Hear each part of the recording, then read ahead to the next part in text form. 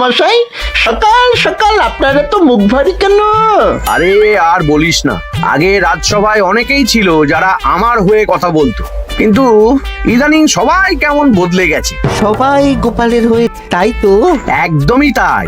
আর না বললেও কেউ গোপালের বিরুদ্ধে কথা বলে না।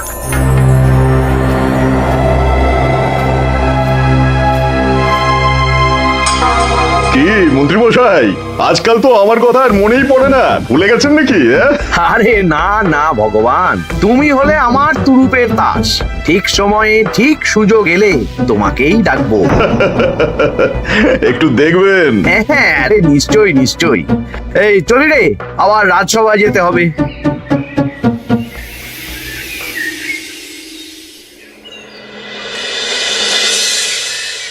আচ্ছা, তোমরা বলো তো, আমাদের রাজ্যের সার্বিক উন্নতির জন্য সবার আগে কি দরকার? মহারাজ, আমি বলবো। বলো গোপাল। সততা আর শিক্ষা, এই দুটো জিনিস মানুষের মধ্যে থাকলে রাজ্যের উন্নতি কেউ আটকাতে পারবে না মহারাজ। একদম ঠিক বলেছ পণ্ডিত, তুমি তো শিক্ষার কাণ্ডারি। তুমি কি বলতে চাও এই ব্যাপারে? মানে কিভাবে শিক্ষার আরো উন্নতি করা যায়? মহারাজ, আমি তো মনে করি পুঁথিগত শিক্ষাই শুধু শিক্ষা নয়, মানুষের ভেতরে যে পূর্ণতা আছে সেটাকে ফুটিয়ে তোলার নামই হলো শিক্ষা। যেমন? কেউ যদি খেলতে ভালোবাসে সে খেলোয়াড় হবে, গান করতে ভালোবাসলে সে গায়ক বা গায়িকা হবে। আমি প্রত্যেকের মধ্যে লুকিয়ে থাকা এই বিশেষ বিষয়গুলিকে তুলে ধরার জন্য কিছু করতে চাই। তা এটা করার জন্য কি দরকার? প্রথমত অর্থের প্রয়োজন। আমাদের আরো অনেক টুল খুলতে হবে, সেখানে এক একটা জায়গায় এক এক রকমের শিক্ষা প্রদান করা হবে। এটা ভালো প্রস্তাব। আমাদের রাজ্যে গায়ক, নৃত্যশিল্পী, অঙ্কন শিল্পী, খেলোয়াড় সব তৈরি হবে। দেশ বিদেশে রাজ্যের নাম উজ্জ্বল হবে। মহারাজ, একদম এসব উল্টো পাল্টা খরচ করবেন না। কেন কেন? মহারাজ, রাজকোষে প্রথমত বেশি অর্থ নেই, যে কোনো সময় যুদ্ধ লাগতে পারে। তাই আমাদের উচিত প্রথমে এসব না করে কামান, গোলা, বারুদ, ঢাল, তরোয়াল এসব কেনা। ঠিকই বলেছ। কদিন ধরেই শুনছিলাম সীমান্তবর্তী এলাকায় ইংরেজ সেনারা নাকি ঘুরঘুর করছিল। পণ্ডিত মশাই, আপনার এই সব পাণ্ডিত্য অন্য জায়গায় ফলাবেন কেমন? এসব করে লাভের লাভ কিচ্ছু নেই। কাউকে যদি ইংরেজরা গুলি করে, সে কি গান শোনাবে? হ্যাঁ, মন্ত্রীর কথায় যুক্তি আছে। মহারাজ, আপনি বরং পণ্ডিত মশাইকে কিছুদিনের জন্য ছুটি দিয়ে দিন। পণ্ডিত মশাইয়ের মাথার একটু বিশ্রাম দরকার। হ্যাঁ পণ্ডিত, তুমি বরং দিন 15 জন্য তীর্থে ঘুরে এসো। যথা আজ্ঞা মহারাজ।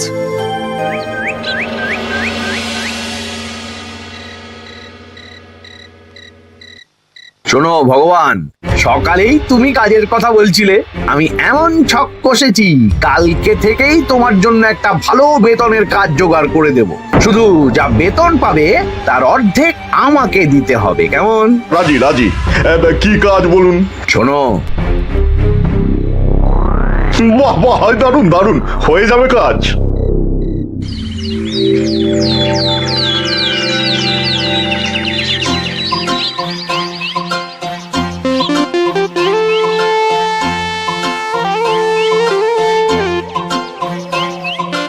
এই সকাল সকাল রাস্তায় ঘুরঘুর করছিস কেন? পড়াশুনো কি শিখেই তুলে দিয়েছিস? পণ্ডিত মশাই তীর্থে গেছেন, এখন আমাদের ছুটি। দুপুর বেলা ভাত, রাতের বেলা রুটি।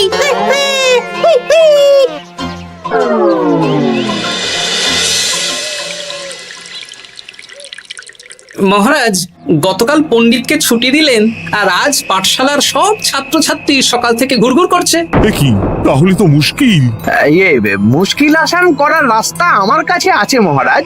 আমার সন্ধানে এমন একজন পণ্ডিত আছেন যিনি বহু ভাষাবিদ, অনেক পাণ্ডিত্য, দেশ বিদেশে শিক্ষাদান করেছেন। কিন্তু তাকে আমরা পাবো কোথায়?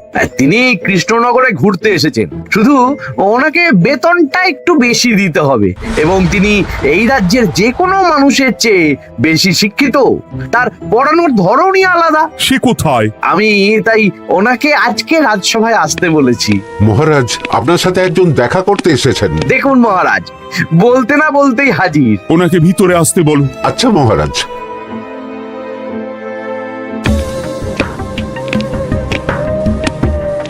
প্রণাম কৃষ্ণচন্দ্র, আমাকে আপনার মন্ত্রী ডেকেছেন, তাই এলাম। মন্ত্রীর সাথে কথা হয়েছে আমাদের রাজ্যের শিক্ষার উন্নতির ব্যাপারে। আমাদের মানে আপনি কি এই রাজ্যের? আমি এখন এই রাজ্যে আছি তো, তাই আমাদের রাজ্য বললাম। উনি সবাইকে আপন করে নেন। যাই হোক, তোমার শিক্ষার উন্নতির ব্যাপারে কি মতামত? মহারাজ, আমি এই রাজ্যের বিভিন্ন মোড়ের মাথায় টোল খুলতে চাই। তার জন্য অনেক অর্থের প্রয়োজন। তাতে কি উপকার হবে? ছাত্রদের জন্য তো নির্দিষ্ট পাঠশালা আছে। যখন শত্রুরা আক্রমণ করতে আসবে তখন তারা দেখবে রাস্তার মোড়ে মোড়ে টোল, মোড়ে মোড়ে টোল। তারা বুঝতে পারবে এখানে সবাই শিক্ষিত। আর শিক্ষিত লোককে ক্ষমতার অধীনে রাখা কঠিন, যুদ্ধে জিতলেও শাসন করা মুশকিল। কারণ অশিক্ষিতকে বোকা বানানো সহজ, কিন্তু শিক্ষিতকে বোকা বানানো কঠিন। নতুন পণ্ডিত একদম ঠিক কথা বলেছে। কোনো বাইরের রাজা বা শত্রু আক্রমণ করার আগে 5 বার ভাববে। এই সেরেছে। গতকালই মন্ত্রী বলছিল শিক্ষার দরকার নেই, অস্ত্র কিনুন, আর আজকেই শিক্ষার পক্ষে কথা বলছে। ব্যাপারটা কেমন সন্দেহজনক, নজর রাখতে হচ্ছে। বেশ, আমি তোমার এই শিক্ষা সম্প্রসারণের প্রস্তাবে রাজি। মন্ত্রী, তুমি এই প্রকল্প দেখভাল করবে। আচ্ছা, কত খরচ হতে পারে একটা হিসেব করে আমাকে জানিও, আমি দিয়ে দেব। আচ্ছা মহারাজ, আপাতত 500 মোহর দিয়ে রাখুন, পরে যা লাগবে বলে দেব। উফ, সকালে এক পত্তন বাজার, বিকেলে এক পত্তন বাজার, আর পারি না। আরে হাত চালাও, হাত চালাও। বাবা, কাজ শুরু হয়ে গেল। হ্যাঁ, আর ছাত্রদের পাঠশালার কাছে যেতে হবে না। পাঠশালা ছাত্রদের বাড়ির কাছে চলে আসছে। যেখানে সেখানে পাঠশালা। এ তো যেখানে সেখানে শিক্ষা। ঠিক বলেছো। আজ থেকে আমি আর নতুন পণ্ডিত চালু করছি। ধরো শিক্ষা, মারো পেরে। শিক্ষাকে ছাত্রছাত্রীদের মধ্যে গেঁথে দিতে হবে। এতদিন জানতাম ধরতক্তা মার পেরে, এখন বদলে যাবে।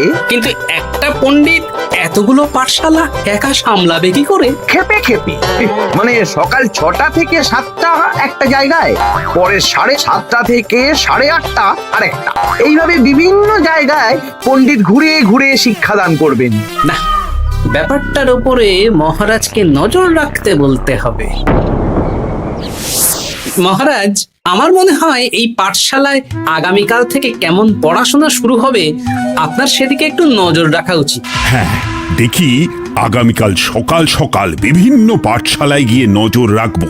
আর হ্যাঁ, আমাকে নতুন পণ্ডিত একটা তালিকা দিয়েছে, কোন পাঠশালায় কখন পড়াবে সেটার তালিকা। আমিও যাব আপনার সাথে।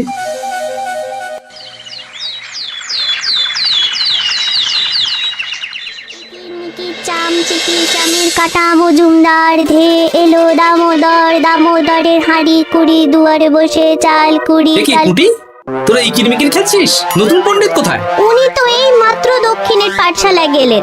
ন্যাপলা আর গুলটে আজ থেকে ওখানেই গেছে। ওদের দুজনের বাড়ি কাছাকাছি তো, তাই। আচ্ছা চলো তো গোপাল, দক্ষিণেই গিয়ে দেখি।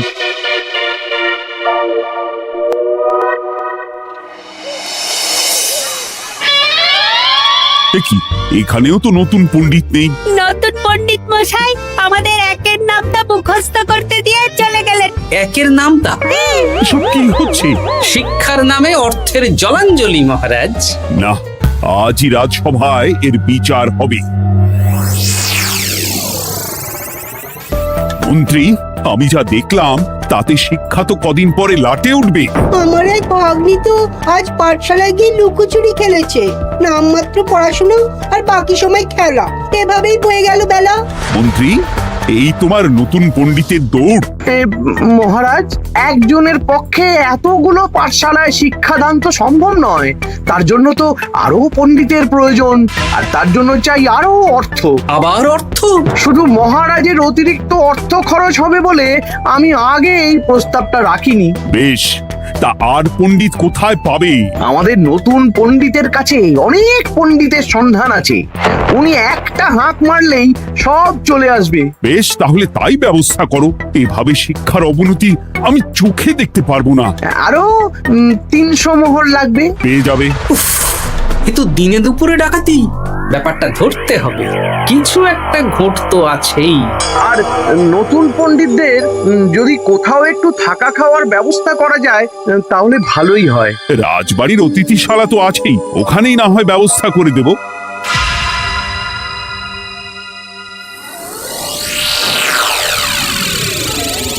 শোন বটা ঘটা আর কেলে পচা, তোদের এইবার এই ভগবানের মতন শিক্ষাদান করতে হবে। আরে আমি তো শিক্ষা বানানি জানি না। সে না জানলেও হবে, শুধু দাড়ি গোফ লাগিয়ে নকল পণ্ডিত সেজে কালকে থেকে পাঠশালায় যেতে হবে। কাকে কোথায় যেতে হবে সব আমি বুঝিয়ে দেব। আচ্ছা,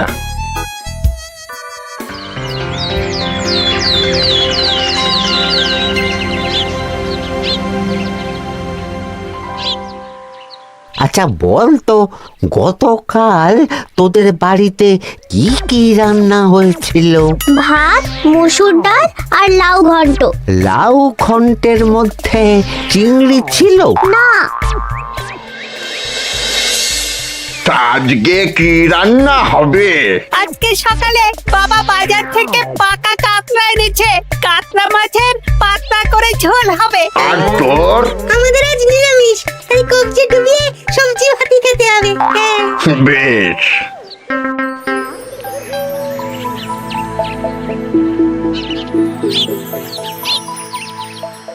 বল, আজকে তোরা কি কি শিখলি? আমি লাউ ঘন্ট। আমি সবজি ভাত। আমি কাতলা মাছ। কি বলছিস কি? আজকে তো পাঠশালায় এই সব আলোচনাই হয়েছে। এবারে ব্যাপারটা একেবারে সহ্য সীমার বাইরে চলে যাচ্ছে। দাদু, আমাদের আগের পণ্ডিত মশাই ভালো ছিলেন। উনি কোথায় চলে গেলেন? মন্ত্রী মশাই ছলে বলে কৌশলে ওনাকে তীর্থে পাঠিয়েছেন। না, এখন আমাকে মন্ত্রী মশাইয়ের উপরে নজর রাখতে হবে।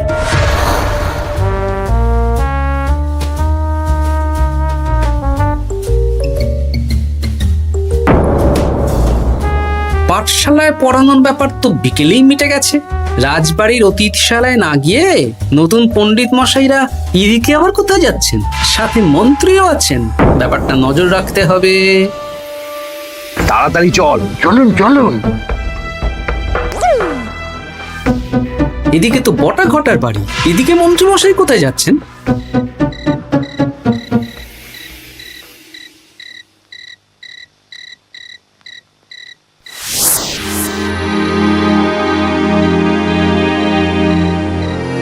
তারপর তোমরা সবাইকে কি শিক্ষা দিলে? শিক্ষে সে আমাদের শিক্ষা নেই, চুরি করে দিন চলে। আমি কি করে শিক্ষা দেব? আরে ছাইপাশ দাড়ি গোঁফ থাকলে কি কুটকুট করে। তা বলেছিস বটা। আরে আরে আহারে করছিসটা কি? ভালো রোজগার পাতি কি তোদের সহ্য হচ্ছে না নাকি? ভগবানকে দেখ, সেই কবে থেকে দাড়ি গোঁফ লাগিয়ে পণ্ডিত মশাই সেজে আছেন। আমারও প্রথম দিন একটু সমস্যা হচ্ছিল, এখন সামলে নিয়েছি। আর আমাদের এই সব আলোচনা একদম করা উচিত না। বলছি মন্ত্রীমশাই, আমি কি শুধু এই পাঠশালাতেই পণ্ডিতের অভিনয় করব, নাকি রাজসভায় বসার সুযোগও পাবো? কালকেই এই ব্যাপারটা দেখছি। আগে তোমাকে রাজসভায় ঢোকাবো, তারপর এক এক করে বটা ঘটা কেলে পচা সব আমার দলের লোককে রাজসভায় ঢুকিয়ে নেব। আর রাজসভার বাকি সদস্যদের ফাঁকা করে দেবেন। একদম তাই। মহারাজ সহজ সরল মানুষ, এটাই একটা বড় সুবিধা। আচ্ছা, এই ব্যাপার। ঠিক আছে, আমি কদিন পরে ঠিক সময়ে একদম হাটে হাড়ি ভাঙবো।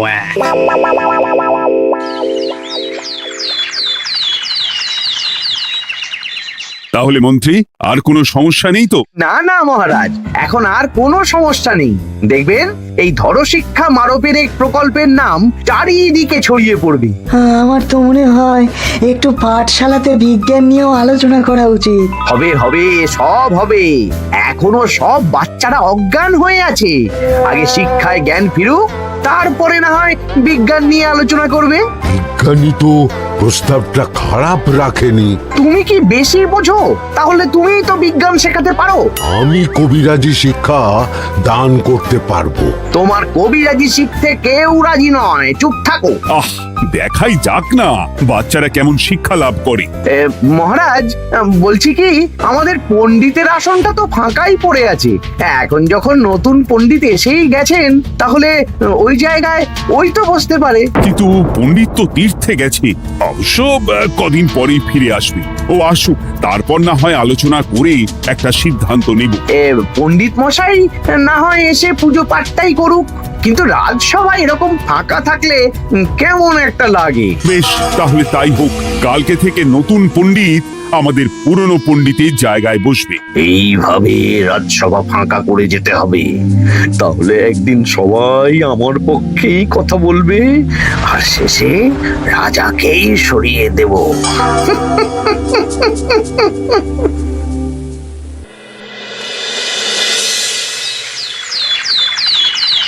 মহারাজ, সর্বনাশ হচ্ছে চারিদিকে। চলুন চলুন, আমি পুরো বিষয়টা ধরে ফেলেছি। কি ধরে ফেলেছো? শিক্ষার নামে ষড়যন্ত্র চলছে মহারাজ। রাজসভায় চলুন, সব বলছি। আচ্ছা আচ্ছা, আসছি।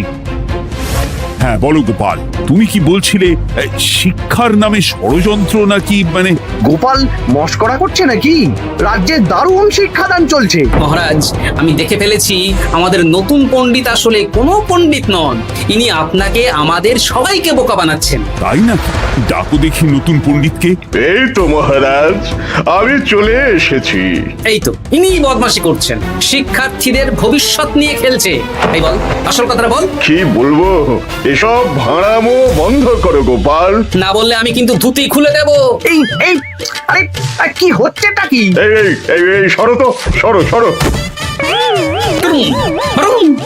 কি হলো, কি হলো? এই সেরেছে, গোপাল এসব কি বলছে? বলুন। ভুল বকছে কেন?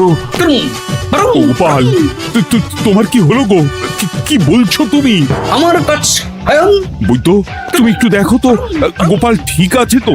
এই যে নতুন পণ্ডিত, তুমি তো অনেক ভাষা জানো, তুমি বুঝতে পারছো? মহারাজ, আমি দেখছি গোপালের মনে হয় বিশ্রামের প্রয়োজন। এই এই, তোমরা কয়েকজন মিলে গোপালকে রাজবাড়ির অন্দর মহলে নিয়ে চলো। চলুন, আমি যাচ্ছি। ওহো, গোপালের কি হলো? মাথায় লেগে গেল? ভাষা চলে গেল? সব এই নতুন পণ্ডিতের জন্য।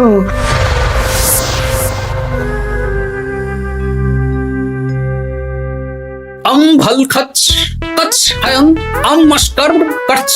মহারাজ, আমার মনে হচ্ছে গোপালের বাইরে থেকে কিছু হয়নি, ভিতর থেকে কিছু হয়েছে।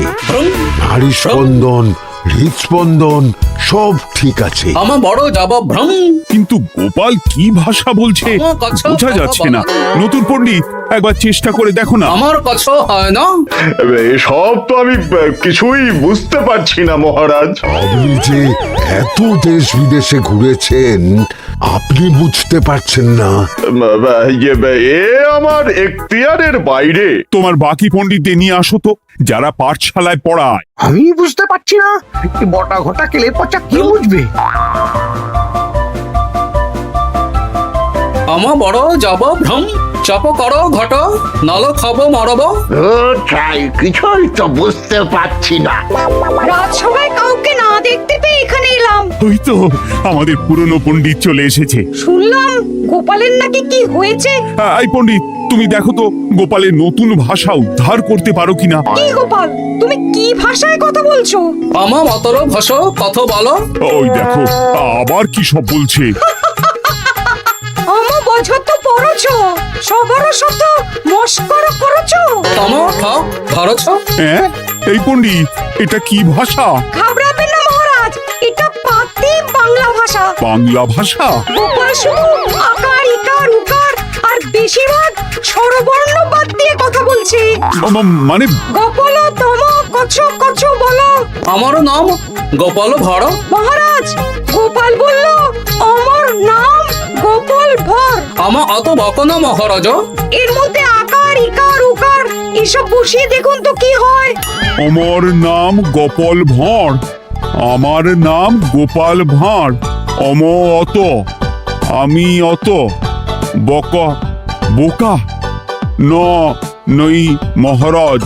মহারাজ, আমি অত বোকা নই মহারাজ। এই তো সুন্দর ধরে ফেলেছেন। কি কেমন দিলাম?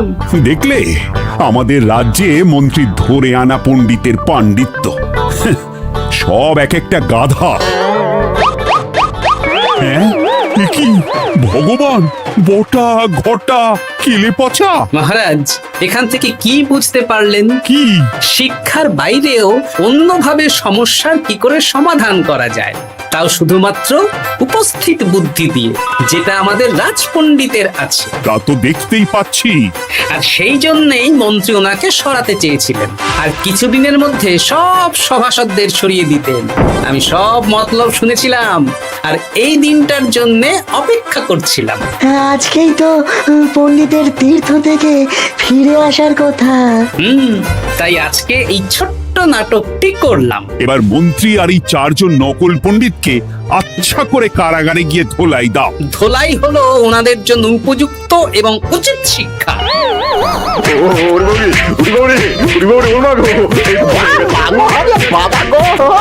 ভুল হয়ে গেছে গো। আরে